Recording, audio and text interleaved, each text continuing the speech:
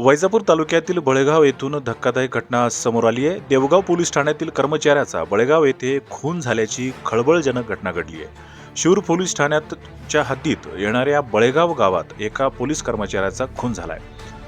Devgaon police ठाण्यात कार्यरत असलेले मेजर नानासाहेब रामजी दिवेकर वय 53 असे खून झालेल्या पोलीस कर्मचाऱ्याचे नाव आहे।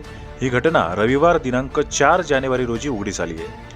मिळालेल्या माहितीनुसार देवगाव रंगारी येथील पोलीस ठाण्यात वर्ष 2021 पासून पोलीस नाईक या पदावर कार्यरत नानासाहेब दिवेकर हे दिनांक 2 जानेवारी पर्यंत कर्तव्य बजावून गेले। ते पुन्हा कर्तव्यावर आले नाही।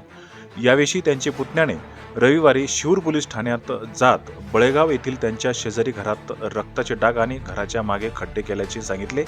त्यानुसार शिरूर पोलीस ठाण्याचे सहाय्यक पोलीस निरीक्षक वैभव रणखाम, किशोर आघाडे आणि पथकाने बळेगाव येथे घटनास्थळी दाखल होत तपासणी केली। यावेळी घरात सोफ्यावर रक्ताचे डाग आढळून आले, तसेच घरातील मागच्या खोलीत खड्डा आढळून आला। बेपत्ता दिवेकर यांचा मोबाईल देखील त्या ठिकाणी आढळून आलाय। त्यानुसार अधिक तपासणी केली असता घरात मृतदेह पुरल्याची खात्री पोलिसांना झाल्याने नायब तहसीलदार कोमावत यांच्या उपस्थितीत पंचनामा करून सायंकाळी 7 वाजण्याच्या सुमारास खड्डा उकरून मृतदेह बाहेर काढण्यात आलाय। मृतदेह हा नानासाहेब दिवेकर यांचाच असल्याची पुष्टी देखील नातेवाईकांनी केली आहे। या घटनेमुळे परिसरात तसेच पोलीस दलात मोठी खळबळ उडाली असून खुनाचे नेमके कारण अद्याप अस्पष्ट आहे। पोलीस अधिक तपास करत आहे।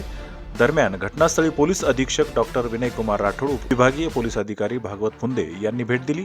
फॉरेन्सिक टीमने देखील तपासणी केली असून लवकरच अधिक माहिती समोर येणार आहे।